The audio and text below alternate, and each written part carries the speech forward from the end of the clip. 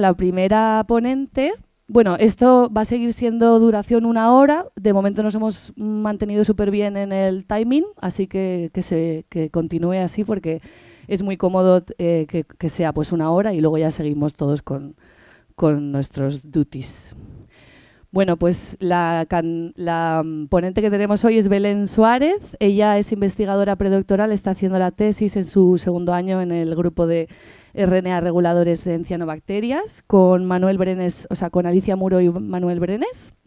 Se graduó en Bioquímica y posteriormente se ha especializado con un máster en datos ómicos y biología de sistemas, que es un poco esa parte in silico que a veces estamos todos un poco perdidos.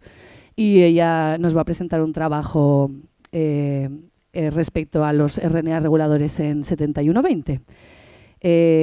Nada, te cedo la palabra. Hola, hola. Bueno, como se recomendó que los IBVF meeting fuesen... Hola, hola. Ahora.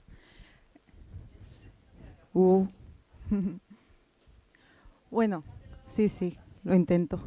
Bueno, como se recomendó que los IBVF meeting fueran en inglés, pues yo me he preparado la presentación en inglés. So, good morning, everyone. As Cristina said, I'm Belén, and I work in the regulatory RNAs in Cianobacteria group, where I'm currently in my 2nd year of thesis, directed by Alicia Muro and Manuel Brenes, who is also was a former member, but is now working in the University of Freiburg in Germany. And I'm going to explain some of my recent results involving the transcriptome response to different light availabilities in cyanobacteria. So in the lab, we work with Nostoc SP-PCC 7120, which probably all of you know about. But as a reminder, Nostoc is a filamentous cyanobacteria that when there is no combined nitrogen in the medium, it differentiates specialized cells called heterocytes, which are involved in the fixing atmospheric nitrogen. So first, I'm going to explain what are our main focus in our group. So I want you to look at this typical genomic context, and what we've learned from textbooks is that a gene is start transcription in a transcriptional start sites associated with that gene, and it produces a messenger RNA, which will be later translated into a protein. But thanks to the emergence of high-throughput sequencing techniques such as differential RNA-seq or RNA-seq, we know that the transcriptional landscape is much more complex than that. So, for example, with differential RNA-seq, we can detect all the transcriptional start sites that are along the genome. And if we combine that information with conventional RNA-seq data, we can see, for example, that a gene can start transcription in an internal transcriptional start site located between coding regions and producing its messenger RNA. And we also can see some other phenomena of antisense transcription that is occurring antisense to a coding region from an antisense transcriptional start site producing antisense RNA. And we can also see transcription occurring in intergenic regions resulting in non-coding RNAs.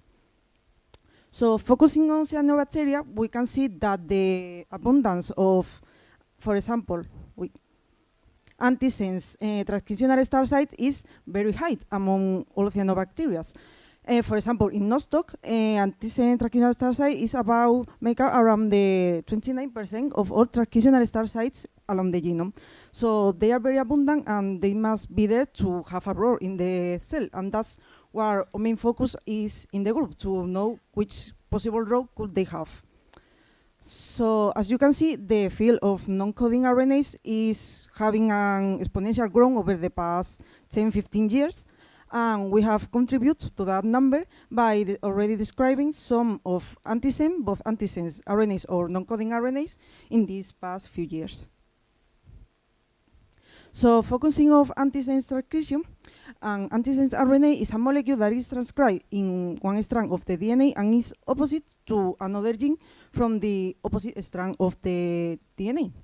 So this antisense transcription can occur through various mechanisms. For example, the overlapping of transcript, and it can be caused by overlapping of long 3' of 5' UTR that overlap with the messenger RNA from the opposite strand, or even whole operands can be overlapping. and they can arise from intergenic regions, and these are called antisense RNA or true antisense RNA or bona fide RNAs. So they are involved in various mechanisms of regulation, and I'm going to explain two of the main they have.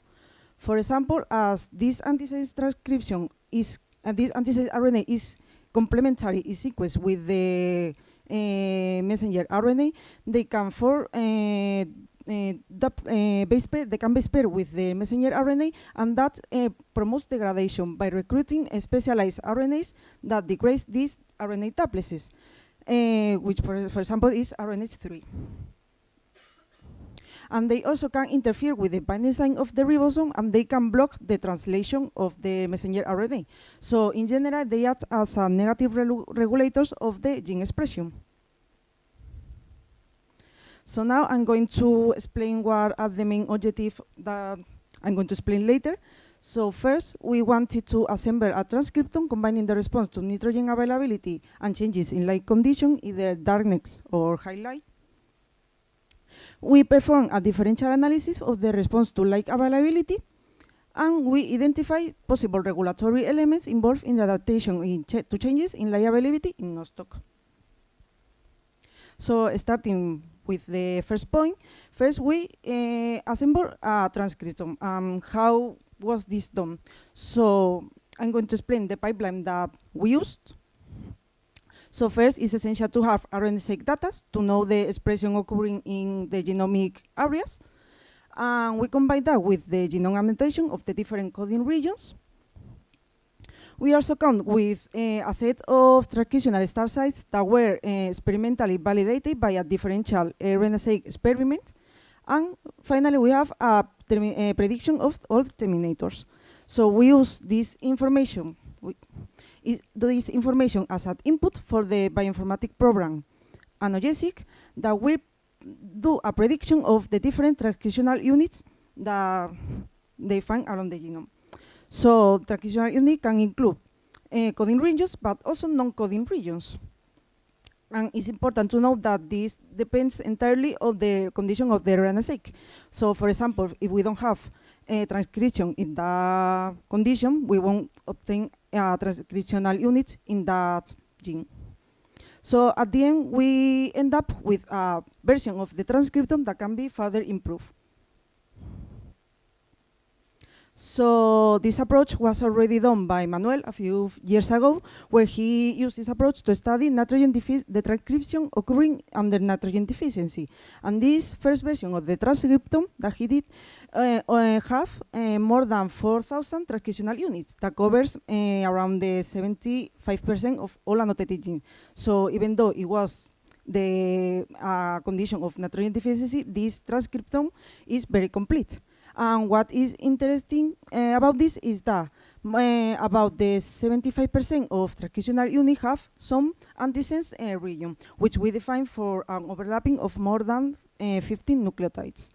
And this is an example of two transcriptional units from this transcriptome, where we see in the reverse strand the PST genes that are transcribed in a single transcriptional unit, because due to the shared expression in all nitrogen availability conditions.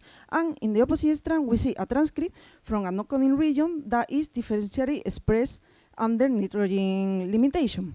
So using this approach, we can detect differentially expressed transcript and also detect antisense transcription.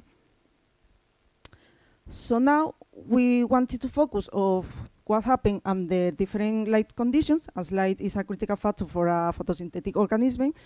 We know that changes in light condition can cause drastic alteration in the transcriptome of cianobacteria. So to study that, we performed another RNA-seq experiment where cells were growing under standard light, and then they were exposed to darkness or highlight for 15 minutes. And we combined that RNA-seq data with the previous data from the previous transcriptome that I explained. So we performed the same pipeline that I showed before, and we obtained a second version of the transcriptome that now includes all the RNA-seq data from the nitrogen condition and the light condition. And this new second version of the transcriptome now has 390 new transcriptional units, and also 28 of the previous one were modified. So again, we use this approach to study general transcription occurring in the genome, and by adding new conditions, we can now complete the transcription to have a more clear view of the transcription occurring.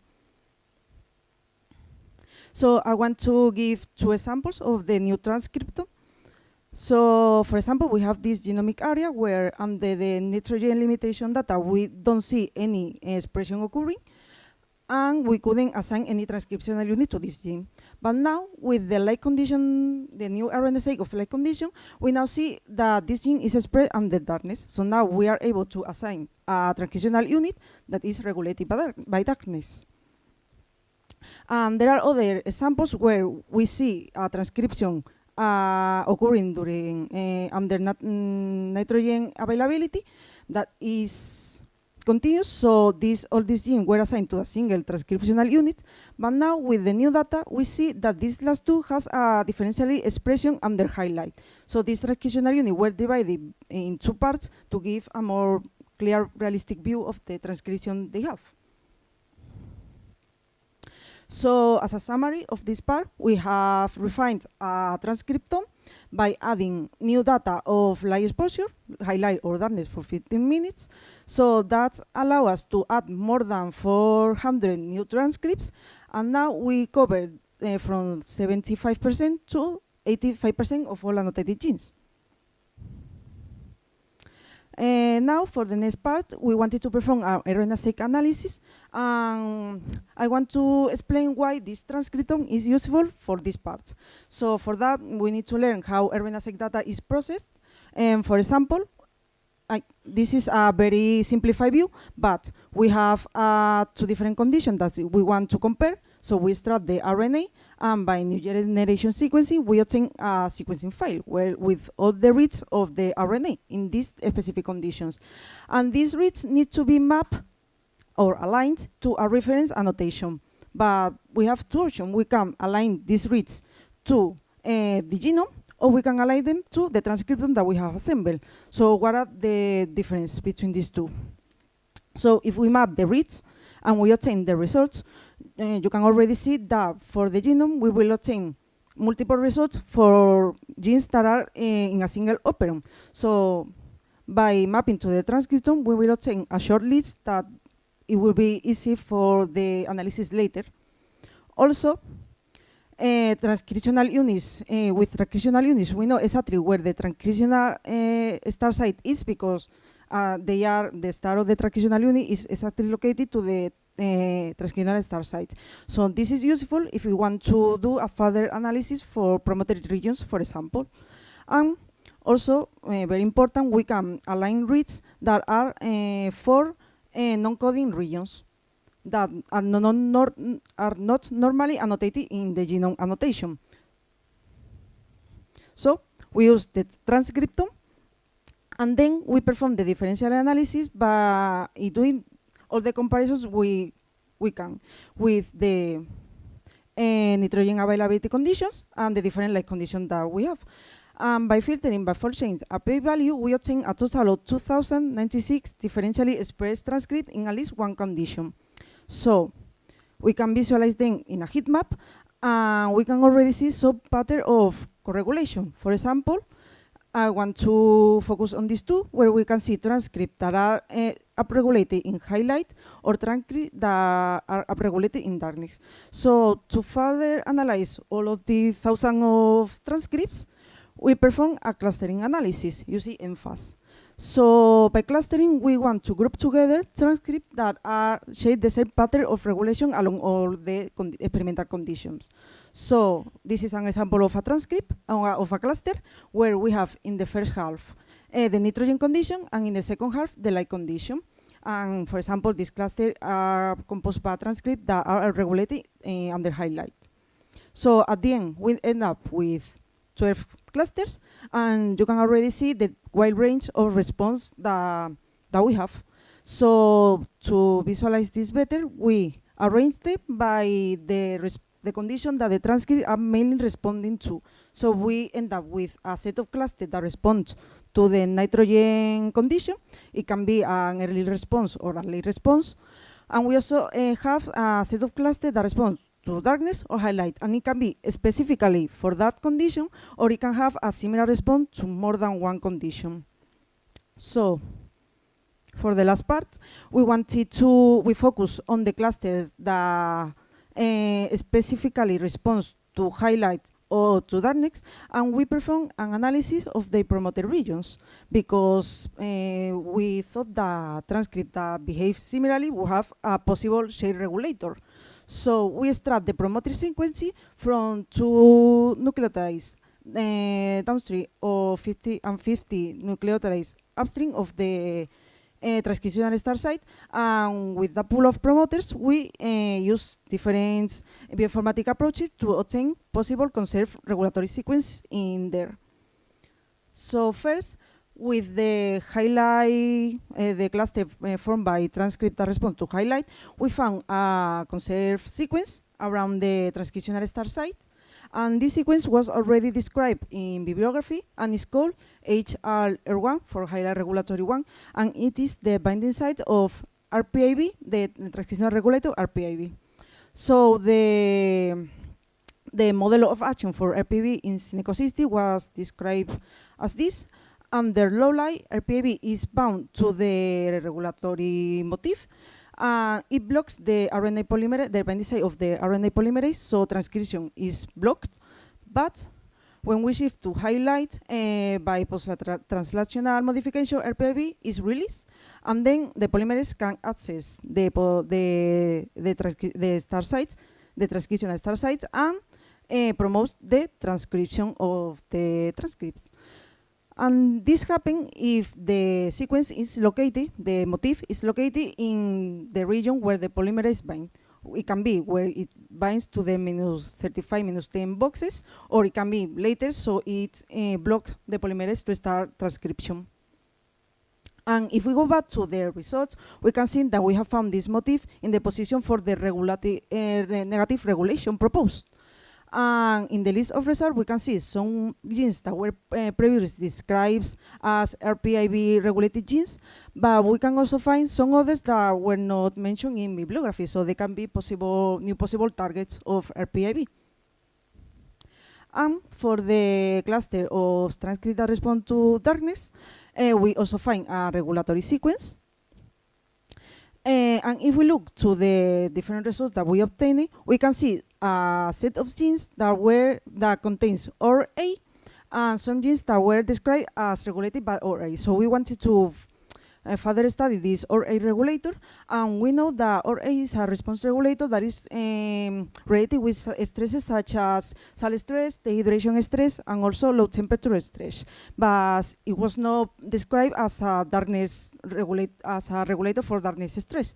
So we wanted to compare with an RNA from this paper that have RNA for salt stress and dehydration stress. We wanted to compare these two conditions with the darkness condition.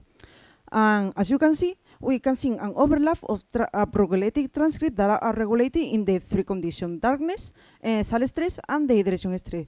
So this shows that these all stresses have something in common, and ORA can be responsible for that response. Also, we find this motif is located upstream the polymerase binding site. So we propose that ORA probably functions as an activator of the transcription. And the same as before, we have some already described genes that were related with ORA, but we also have some others that were not related with this regulator, so they could be new targets.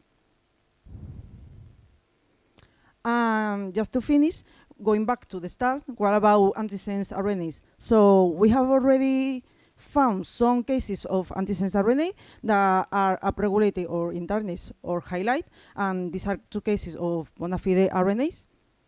And we also find some cases of antisense RNA originated by overlapping of transcripts. And what is curious about that is that these two genes have opposite regulation. CJ is downregulated under highlight, but BCHD is upregulated in highlight.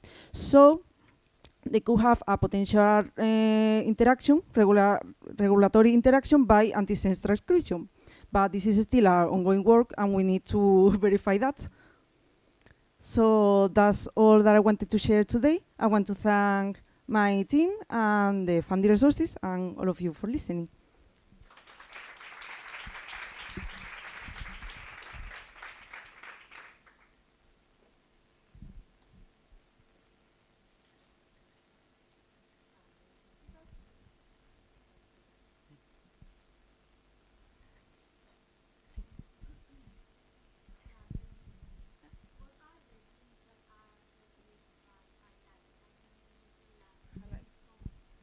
So under highlight we find, I'm going to show the alignment. These are the RPV regulated, but we find some photosynthetic genes from photosystem 2. We also find some genes called HLI for highlight upregulated genes that are, I think their function is to protect photosystem 2 from highlight. We also found some peroxidases, some NADP, etc., etc. So this kind of response.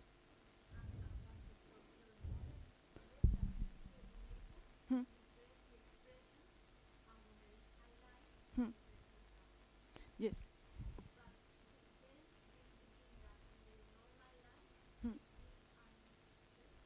Yes, that. Yes. I think, the photosynthetic genes that are regulated by this are not like photosynthesis 2 itself. It's like some response.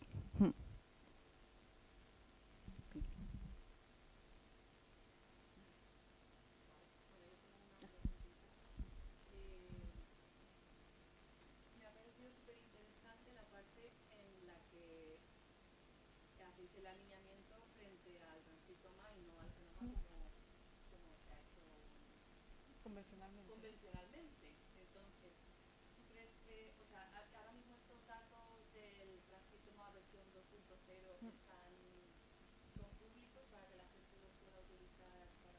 Claro, los del 2.0 no está todavía publicado, porque bueno, todavía estoy trabajando en ello, pero la versión 1.0, que está hecho con solo la información de nitrógeno, eso sí que está publicado ya en un paper y se puede ver, vaya.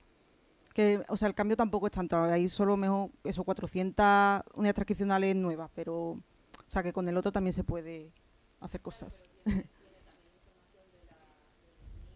Claro, sí.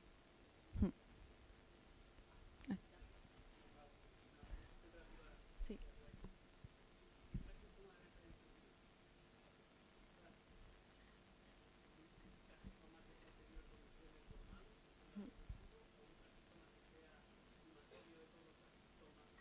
Sí, claro, el transcriptoma que estoy usando ahora para todos estos análisis es el sumatorio, que tiene tanto la información de nitrógeno, que es un experimento de RNAs de un cultivo creciendo en amonio, y luego se le quita el nitrógeno. Entonces tienes también la condición de amonio, digamos, un estándar, y luego de déficit de nitrógeno. Y aparte también tiene la información de alta luz y oscuridad. Claro, si tú añades otra condición diferente, no sé, que si le añades hierro o cualquier otra cosa, pues probablemente aparezcan nuevas unidades transcripcionales. Pero como he dicho, solo tenemos como el 80% del genoma, digamos, cubierto. Entonces hay un 20% que no tiene nada. ¿Quiere decir que tenga algo o no tener nada? Claro, si no sabemos la condición en que esos genes se expresan, pues a lo mejor nunca vamos a ver...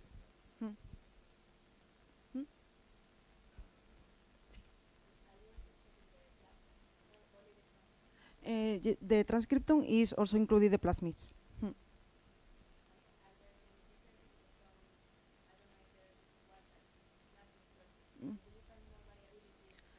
No, not really. For example, when we perform this second version, most of the new transcripts were in the chromosome, and in the plasmid, it depends of the size. For example, alpha, which is the first biggest plasmid, had, I don't know, 20 more, and the last plasmid don't have any new transcripts.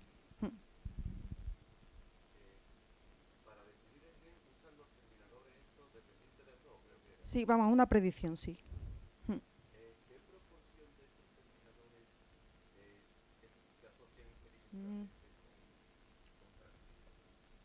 Pues eso no sabría decírtelo. O sea, tengo el set de datos, pero tampoco me he puesto a mirar específicamente eso.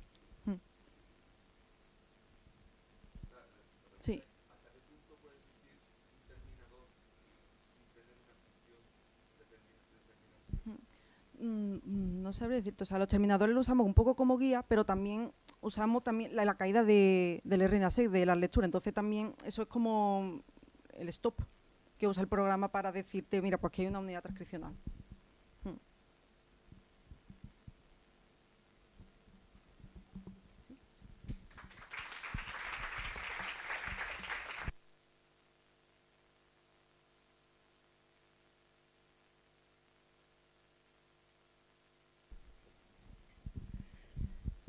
Vale, muchas gracias, Belén. Continuamos con la siguiente ponente, Valle Ojeda. Bueno, estoy segura que la mayoría de vosotros le habéis seguido la pista. Valle es bióloga de formación, hizo aquí el doctorado en el IBVF y después continuó su trayectoria con una Marie Curie en la Universidad de California, Berkeley. Y aunque de vuelta en el IBVF actualmente centra su investigación en el estudio del proteoma redox en Arabidopsis, hoy nos va a contar una historia que viene de fruto de su investigación en California, acerca de, bueno, con un título muy appealing, by the way, acerca de ese programa, bueno, de la respuesta de Chlamydomonas al programa de luz-oscuridad y en diferentes condiciones. Aquí te dejo. Muchas gracias, Cristina. Vale, ¿se me escucha? Sí. Necesito. Vale. Bueno, voy yo también a presentar hoy en inglés. I think most of you already know me, but for who doesn't, my name is Valle, and yes, I did my postdoc in the University of California, Berkeley, and I am very excited today to present this work that I did there, which this, as you said, a appealing title, which we were inspired by the, Goldilocks and the Three Bears tale, since from the three conditions that we use for Chlamyd, one of them was too dim, the other ones was too bright, and one of them was just right. But basically what we did was a system analysis of the Chlamydomonas diurnal program under limiting and excess light. Why Chlamyd? I don't think I have to convince this audience of why Chlamyd is important, and we already learned a lot in the IBVF symposium 2 weeks ago. But Chlamyd has been studied and known as a model organism for understanding algae metabolism in general. It's an eukaryotic, so it's kind of green yeast, let's say. And why algae is important? Well, algae, even the biomass of algae respect to the plant biomass in the planet, all photosynthetic organisms of the planet, is quite low.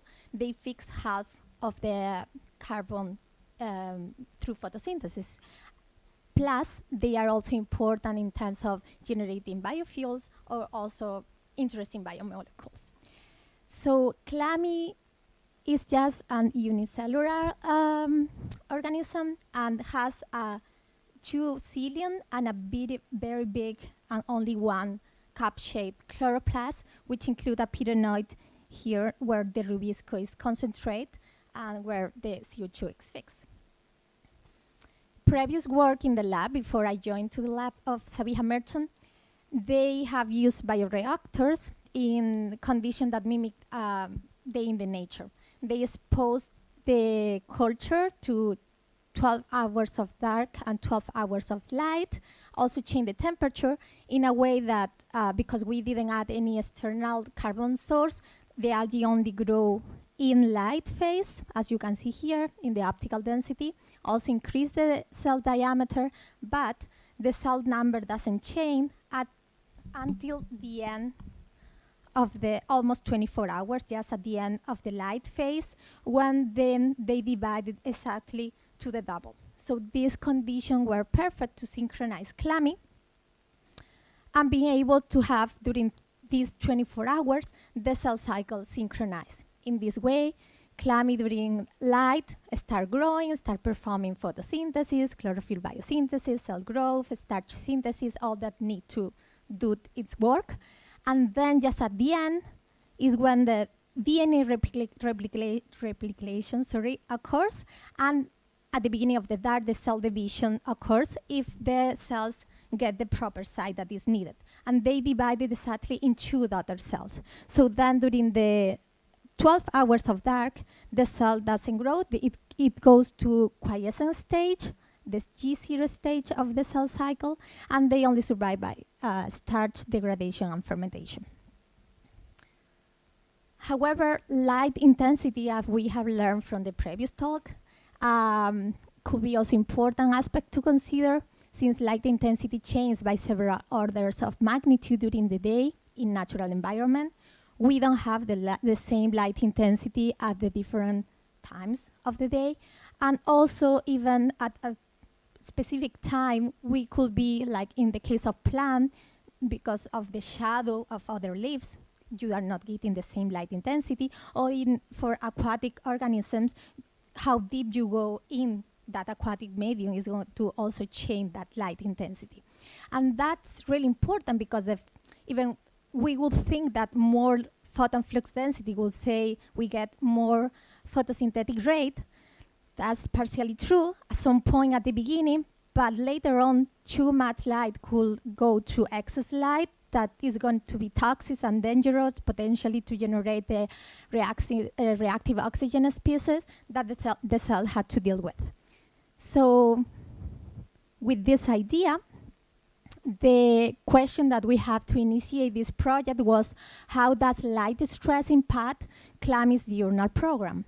We wanted to see what happens in this previous experimental setup that I explained before if we change that light intensity. So we use a very low light, just 50 micromoles photons during the light phase. The medium light that was already used in the previous study, which is 200, and then a very high light, which is 1,000 micromoles photons during the light phase. For that, I had to run 3 bioreactors at the same time, each of them at the different light intensity, and I had to sample every week for each replica of whatever we wanted to measure. Then, in general, for most of the experiments that I'm going to show today, we had to sample 15 samples, which were these 5 time points. -2 is referring to the end of the dark phase, just 2 hours before seeing light. 2, 6, and 10 are the different time points during the light phase, the hours of light that the cells are receiving.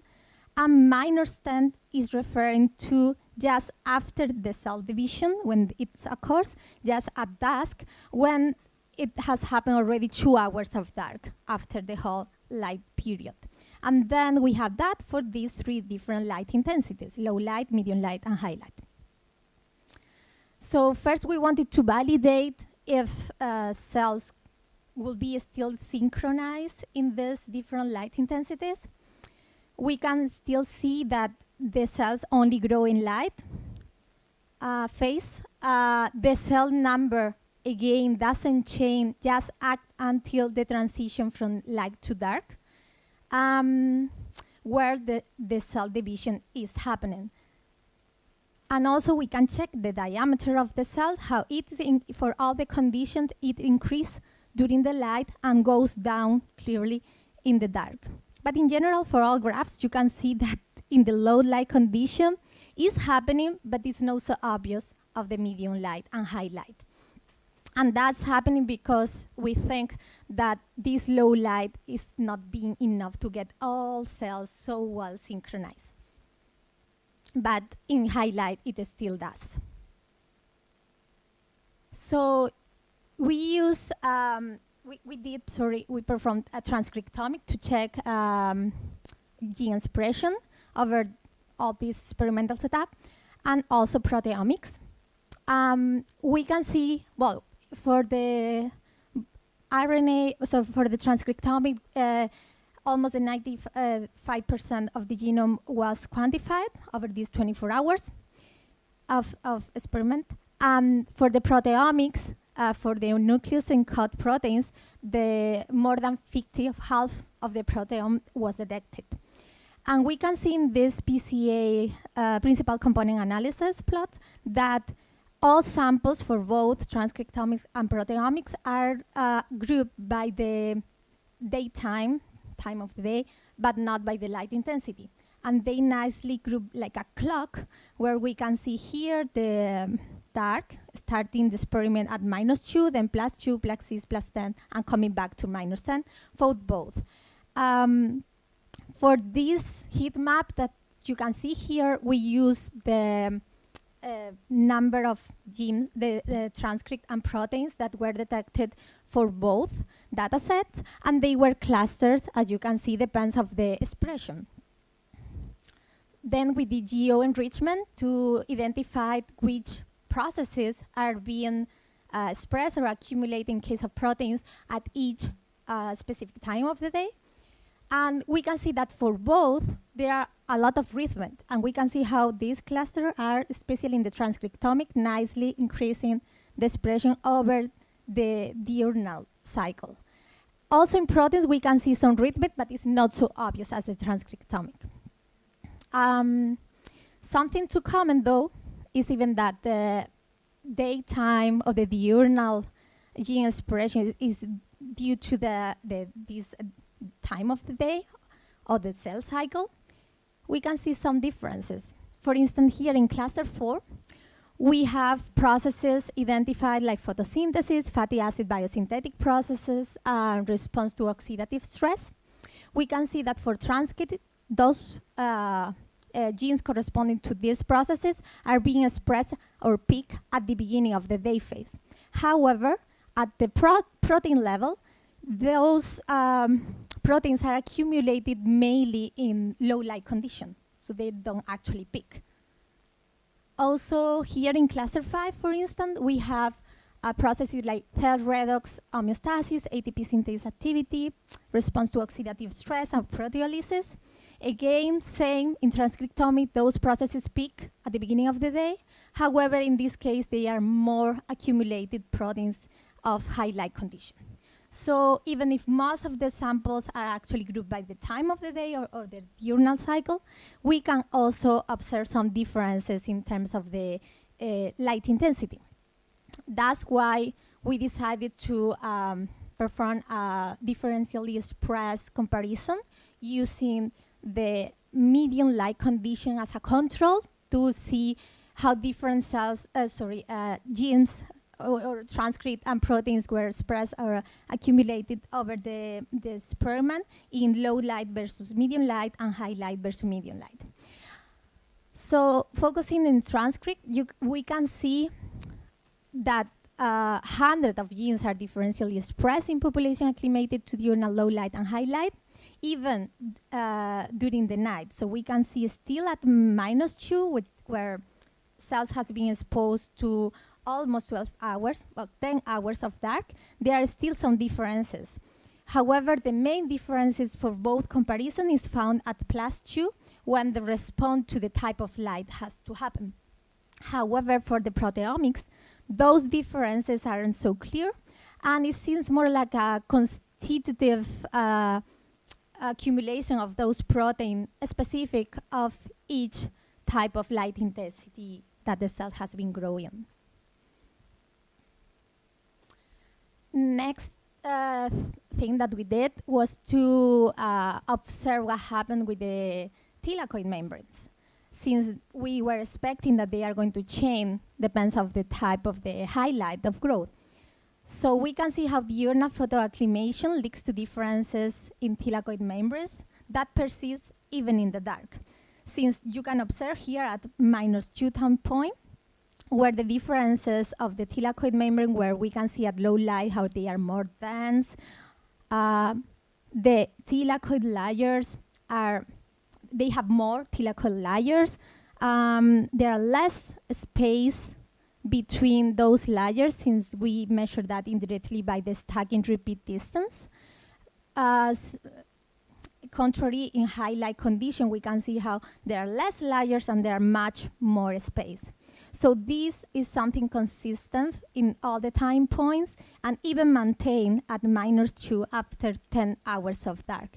So it's kind of a way to the cell to know what is going to happen the next day and being still prepared for that and maintain all those structures. So based on those results, we hypothesized that probably the thylakoid area in general in low light condition will be much bigger than the rest. For that, we wanted to check lipidomics. We did lipidomics to actually check the lipids that we can find in the thylakoid membranes. We can see that contrary to the PCA plot that I showed before for transcriptomic and proteomics, that the replicas were, or samples were grouped by the time of the day, not by light intensity. In this case, they are clearly grouped by the light intensity. And when we see most of the thylakoid lipids are highly accumulated in low light conditions, specifically MGTG, DGDG, which are the two that together are like 80% of the lipids of the thylakoids. So knowing that architecture in terms of the thylakoid architecture for these specific conditions, we wonder how the photosynthetic proteins will be affected, since we know that the photosystem 2, for instance, is mainly found at the appressed region of the thylakoids, while photosystem 1 and ATP synthase, they are more in the non-appressed region, and cytochrome B6F is found everywhere. So we check, since we had the transcriptomic and proteomic data, all the proteins for cytochrome B6F and also ATP synthase and some of the mobile carriers for the electron mobile carriers. And we can see how they peak in terms of transcriptomic at the beginning of the day, just at +2. And the proteins, according to this peak, they are found more abundance in both low light and medium light slightly later at +6 time point. However, in high light, they are really low level. Contrary, in the case of the photosystems, here photosystem 2, here photosystem 1, we can see how even they still peak, especially for low light and medium light, not for high light, at the beginning of the day, here more at +6. Proteins are found equally, let's say, in all the time points, being much more abundance in low light and less abundance in high light. So photosystems are co-expressed and are decreased across the diurnal cycle in the case of high light acclimated cells. Last but not least, we wanted to check how well the photosynthetic performance was made at different cultures. That's what we measure FVFM. We can see how at -2 time point, just at the end of the dark phase before starting to see the light, they are more of them all have the same value. I had to say that high light is slightly less, but more or less the same.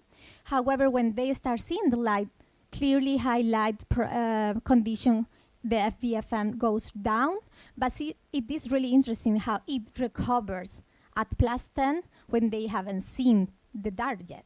So there is here at this time point some type of mechanism that can fix whatever that is happening there. We also we hypothesize that the antenna size is going to be different at each condition.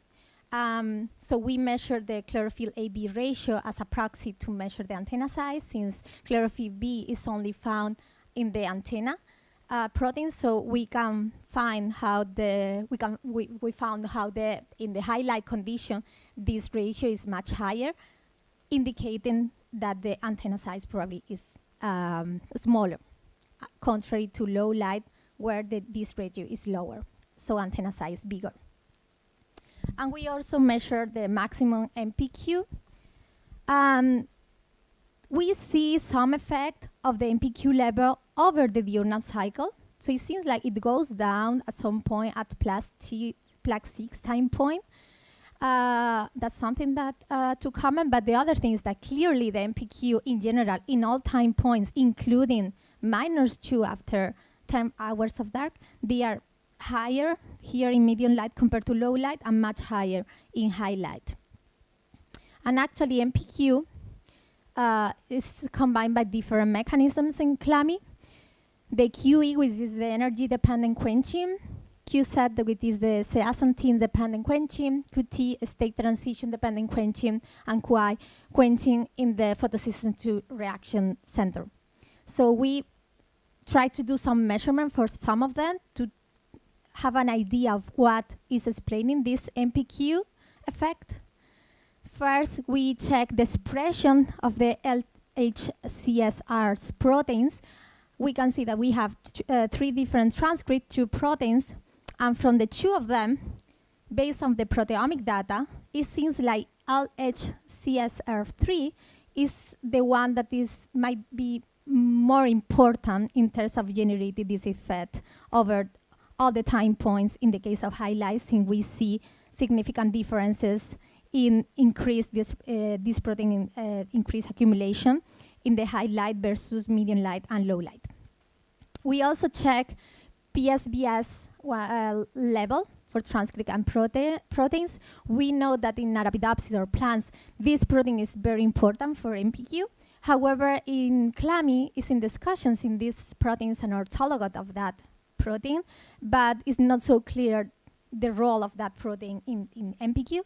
So based on those results, we can see that doesn't seem like, because we don't see differences. We see that that protein is expressed at +2 or accumulated at +2 in all time points, but we don't see differences between the different conditions. Moving on to QZ, we wanted to check how bioluxanthin compared to zeaxanthin. As for that, we measure all those pigments and also the depoxyation state. That we can see how it's really higher in the case of highlight at +2 and +6, and similar to what we observe here in the FVFM, it goes down here at +10.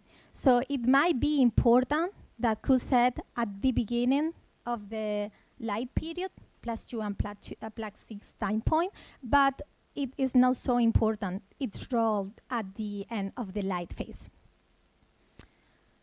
And also for the QT, we measure how the energy is distributed between the photosystem to move from state 1 to state 2. So in dark, we could see something similar to what we see here actually here in low light condition or here in gray, that most of the energy is focused in the 684 fluorescent, which correspond to photosystem 2. That's state 1 of the state transition. However, when the MPQ mechanism is necessary because of that light stress, this move, when we measure this chlorophyll fluorescent at 77K, how the peak at 711 increase, indicating more transition to state 2, where the energy is moved to the photosystem 1. And thus is found at medium light and also high light, especially in light, not in dark, and going down at +6 time point. So that could explain, it could be associated to the effect of the high MPQ in light phase, but not really in the dark time points. So just the end, some take-home messages of this work. that I couldn't cover everything because it was a quite large work. One of them is that Chlamydomonas diurnal program is resilient to challenging light intensities. And the other one that despite dynamics in gene expression and light stress, most photoprotection strategies are maintained during the night, which indicates us that maybe some kind of memory or anticipation that the chlamyd know what is coming the next day. And for that, to check that hypothesis, my colleague is doing some experiment to check that. I would like to recommend this in brief plant cell paper article that Guy Levin, also from UC Berkeley, recently published, talking about our paper. So if you want to know more, he really well summarized this paper, and I love that of in darkness remember the light. That's all. Thank you so much to Merchant Lab, especially Sabiha, for all her support during these years of my postdoc there, and also to Anna and Sean, and of course Sunny Joy, people from the lab who help in this project. Also from Niyogi Lab, also at UC Berkeley, especially, well, Raquel, Chris, but especially Masa, because Masa, without his help and guidance, we couldn't have made this story. And people from PNNL, since we get ENSIL project to do all the omics, the proteomics and the lipidomics, and the Marie Curie for the funding.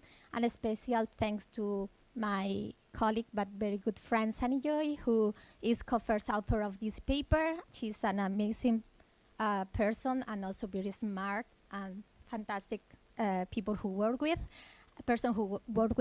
And she recently wrote this nicely outreach feature article at UC Berkeley QB3, which is the institute where I was working there, which is titled Algae's Bedtime Routine, How Tiny Organisms Manage Stress to Power the Planet.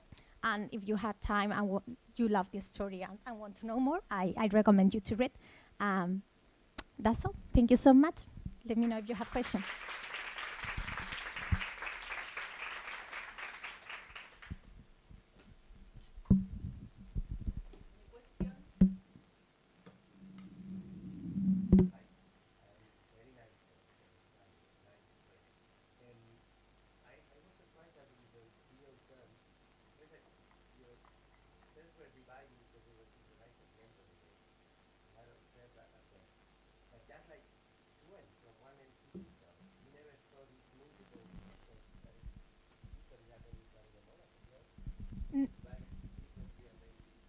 Yeah, they can do that, and they do that depends of the size that the cell is able to get. So depending on the size, it's going to divide in more number of daughter cells. But our conditions were perfect in that sense. I didn't optimize them. They were there ready for me when I arrived. But they were perfect in terms of the size that chlamyd get at the end of those 12 hours of light is exactly the one that is going to give us 2 daughter cells.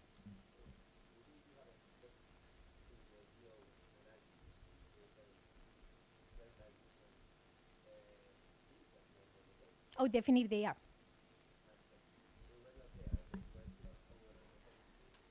Let me see.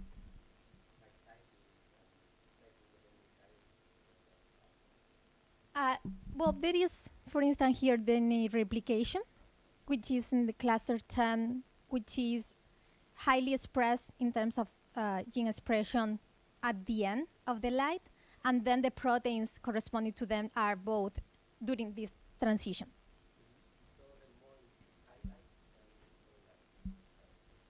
Yeah, it seems like, yeah, it's true. Well, I would say the level of transcript, yes, but for proteins, if we see, I think they are similar in medium and high, and it's lower in low light, which might explain why, as I showed at the beginning, in low light we don't have. My hypothesis is that in low light, not all of them are able to get the proper size to actually divide in 2. Some of them. And some of them already start the next day a little bigger. So because not all of them are dividing, that's kind of noise for low light condition, but it still is kind of rhythmic.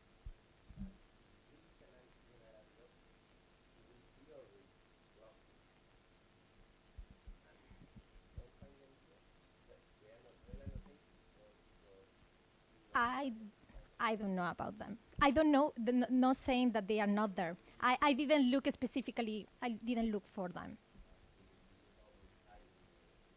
Maybe they are, maybe they are.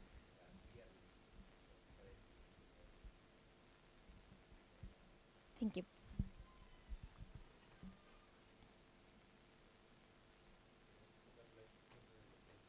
Thank you.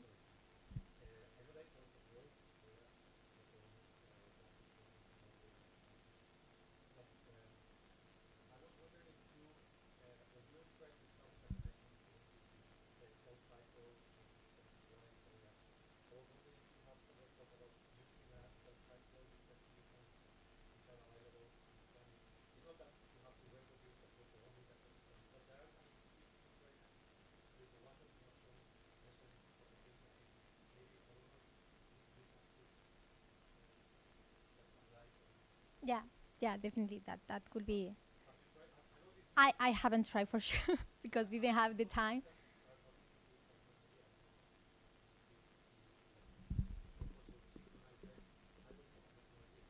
Yeah, no, me neither. Because I during my old time there in Sabiha's lab, I used the same strain all the time. I didn't even use mutant. I just checked also Xenochloerella to see if I was able to also synchronize, and also, well, we have to optimize the condition. This condition doesn't work for all algae as expected, but I have to try.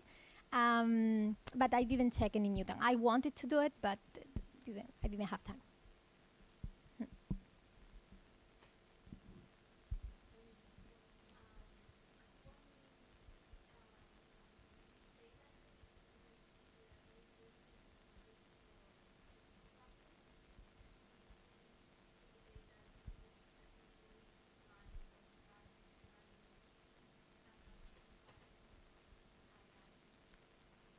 I think they are. I mean, welcome to everybody who wants to try. I think it's a start point for sure.